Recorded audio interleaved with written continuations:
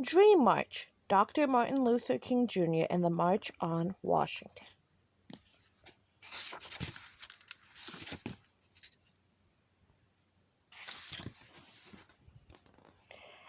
Everybody has a dream. Some we share with family and friends. Some we hold in our hearts.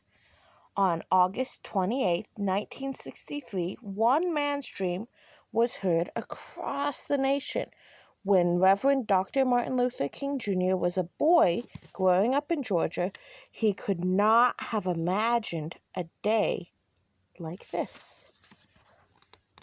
People traveled from all over the country to Washington, D.C. They rode buses, trains, airplanes, and cars. Some walked over 200 miles from Brooklyn, New York. One man roller skated 698 miles from Chicago on skates. It took him 10 days. His sign says, "I'm skating to Washington for civil rights, 1963 NAACP." Over 25,000 people gathered at the nation's capital. Singers, authors, actors, government officials, and other famous people attended.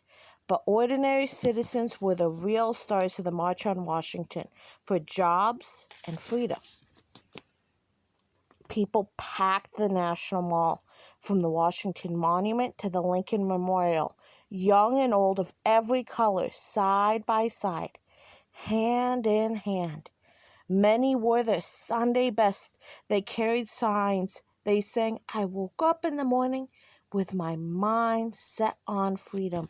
We shall overcome someday." Black people fought for many years for the right to be treated with respect. In the 1950s and 1960s, Black Americans got organized and fought extra hard. Their fight was called the Civil Rights Movement. Martin and other people held peaceful protests against laws that kept Black people and white people apart. They fought for the rights to attend the same schools and eat in the same restaurants. They fought to use the same bathrooms and drink from the same water fountains. They fought to sit on empty bus seats and to have the same chance at jobs. They fought for the right to vote. The protesters won some battles, and new laws made things better, but Black people were still treated unfairly.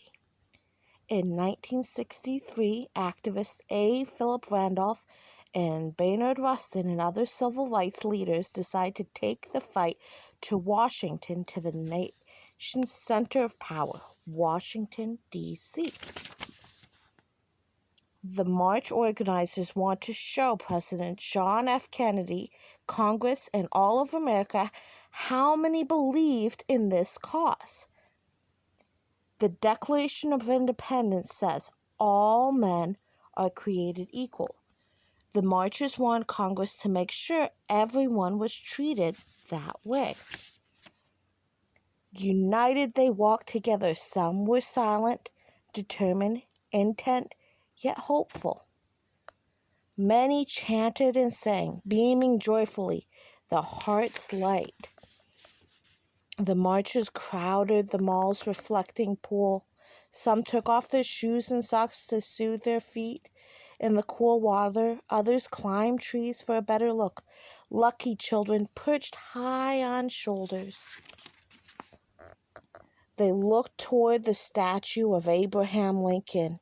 It had been 100 years since President Lincoln signed the Emancipation Proclamation, which helped free the slaves. Why were Black Americans not yet free? President Kennedy and other officials worried that the marchers might become violent. Thousands of police and soldiers were called out to keep order. There was no need. The March on Washington was the largest human rights rally in American history. and there was no trouble. Martin had one of the strongest voices of the civil rights. He had been jailed for standing up for black people. His house was firebombed by people who wanted him to stop, but that did not scare him easily. Martin was a minister. He had faith, and wow, could he preach. When Martin spoke, it was as if he could read the minds of people and feel what was in their hearts. Other leaders gave inspiring speeches at the march, but Martin's words on that hot August day made history.